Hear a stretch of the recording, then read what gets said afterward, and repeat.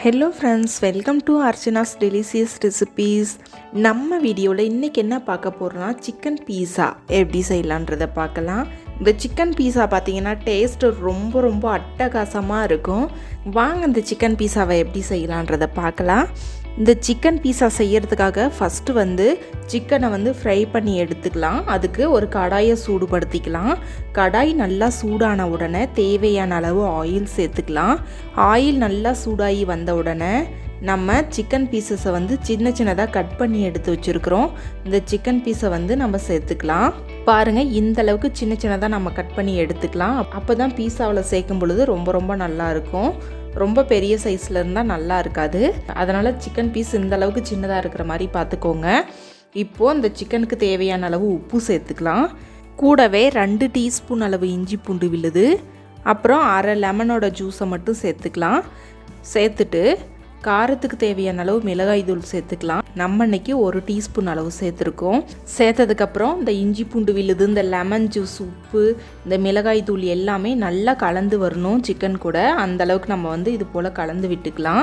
வேறு எந்த மசாலாவும் இதுக்கு சேர்க்க வேண்டாம். இது மட்டும் சேர்த்தாலே போதும். சிக்கன் ஜம்முன்னு ரெடியாகி வந்துடும். தண்ணி எதுவுமே இதுக்கு ஆட் பண்ணக்கூடாது.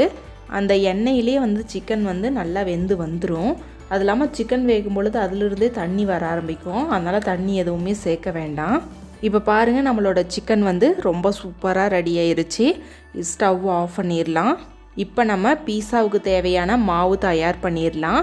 அதுக்கு ஒரு கப்பில் 1 கப் அளவு வெதுவெதுப்பான சுடு தண்ணி எடுத்துக்கலாம். இந்த சுடு தண்ணி பார்த்திங்கன்னா கை வச்சா லைட்டாக சூடாக இருந்தால் போதும். அதில் 2 டீஸ்பூன் அளவு ட்ரை ஈஸ்ட் சேர்த்துக்கலாம். கூடவே 2 டீஸ்பூன் அளவு சுகர் சேர்த்துக்கலாம். சேர்த்ததுக்கப்புறமா ஒரு ஸ்பூன் வச்சு இது போல் கலந்துருங்க. கலந்துட்டு இதை மூடி வச்சு 10 நிமிஷம் அப்படியே விட்டுருங்க. ஈஸ்ட் எல்லாமே நல்லா ஆக்டிவேட் ஆகி வரட்டும். 10 நிமிஷத்துக்கு அப்புறம் ஓப்பன் பண்ணி பார்க்கலாம். ஈஸ்ட் எல்லாம் நல்லா ஆக்டிவேட் ஆகி வந்திருக்கு. இப்போ நம்ம மாவு பிசைய ஆரம்பிக்கலாம். அதுக்கு ஒரு பவுலில் 2 கப் அளவு மைதா மாவு எடுத்திருக்கோம். அதுக்கு 1 டீஸ்பூன் அளவு உப்பு சேர்த்துக்கலாம். சேர்த்துட்டு நம்ம ஆக்டிவேட் பண்ணி வச்சுருக்கிற ஈஸ்ட் தண்ணியை எடுத்து கொஞ்சமாக ஊற்றி இதை நல்லா பிசைஞ்சு எடுத்துக்கலாம்.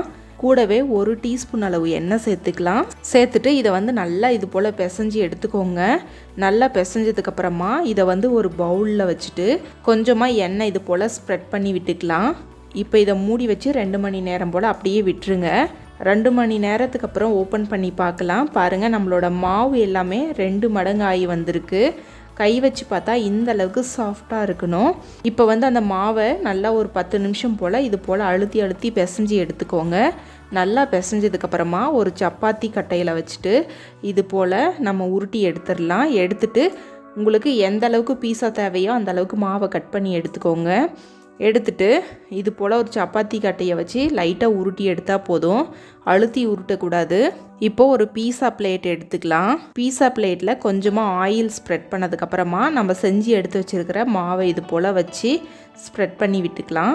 இப்போது மாவை வச்சதுக்கப்புறமா மேலே இது போல் ஓட்டை போட்டு விட்டுக்கலாம். ஓட்டை போட்டதுக்கப்புறமா நம்ம செஞ்சு எடுத்து வச்சுருக்கிற பீஸா சாஸை இது போல் ஸ்ப்ரெட் பண்ணி விட்டுக்கோங்க.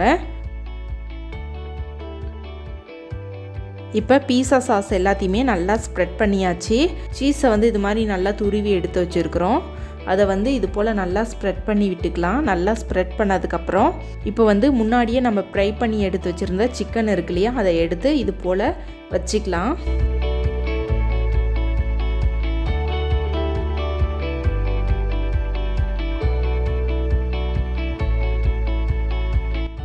இப்போ கொஞ்சமாக கட் பண்ணி எடுத்து வச்சுருக்கிற கேப்சிகம், கேரட், வெங்காயம், அதுக்கப்புறம் மேலே கொஞ்சமாக சீஸு, கூடவே ஸ்வீட் கார்ன் வேக வச்சு எடுத்து வச்சுருந்தீங்கன்னா அதை கூட சேர்த்துக்கலாம். இது நம்மளோட விருப்பம்தான். இப்போ நம்ம மேலே கொஞ்சமாக சில்லி ஃப்ளேக்ஸ் சேர்த்துக்கலாம்.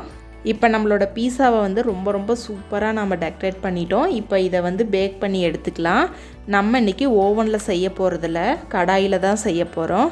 அதுக்கு கடாயில் கொஞ்சமாக சால்ட்டு சேர்த்துட்டு ஸ்டாண்டு வச்சு இதை 10 நிமிஷம் போல் ஹை ஃப்ளேமில் வச்சு ஹீட் பண்ணிக்கோங்க. 10 நிமிஷத்துக்கு அப்புறம் ஓப்பன் பண்ணிவிட்டு நம்ம டெக்கரேட் பண்ணி எடுத்து வச்சுருக்கிற பீஸாவை உள்ளே வச்சுக்கலாம். உள்ளே வச்சுட்டு இதை ஹை ஃப்ளேமில் 15 மினிட்ஸ்க்கு பேக் பண்ணி எடுத்தாவே போதும். அதிக நேரம் விடக்கூடாது. அப்படி அதிக நேரம் விட்டிங்கன்னா அடியில் இருக்கிற பீஸாவோட பேஸ் எல்லாமே கருக ஆரம்பிச்சிரும். அதனால் ஹை ஃப்ளேமில் 15 நிமிஷத்துக்கு வச்சாவே போதும். நம்மளோட பீஸா எல்லாமே ரொம்ப ரொம்ப சூப்பராக ரெடியாகி வந்துடும். இப்போ பாருங்கள், நம்மளோட பீஸா வந்து ரொம்ப ரொம்ப சூப்பராக ரெடியாகி வந்திருக்கு.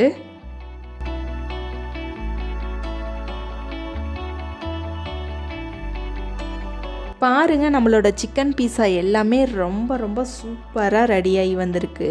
கண்டிப்பாக அந்த ரெசிபியை நீங்களும் ட்ரை பண்ணுங்கள். ட்ரை பண்ணிவிட்டு எப்படி வந்துச்சுன்னு உங்களோட ஃபீட்பேக்கை எங்களோட ஷேர் பண்ணுங்கள். இந்த வீடியோ உங்களுக்கு பிடிச்சிருந்தா மறக்காமல் லைக் பண்ணுங்கள், சப்ஸ்கிரைப் பண்ணுங்கள், ஷேர் பண்ணுங்கள்.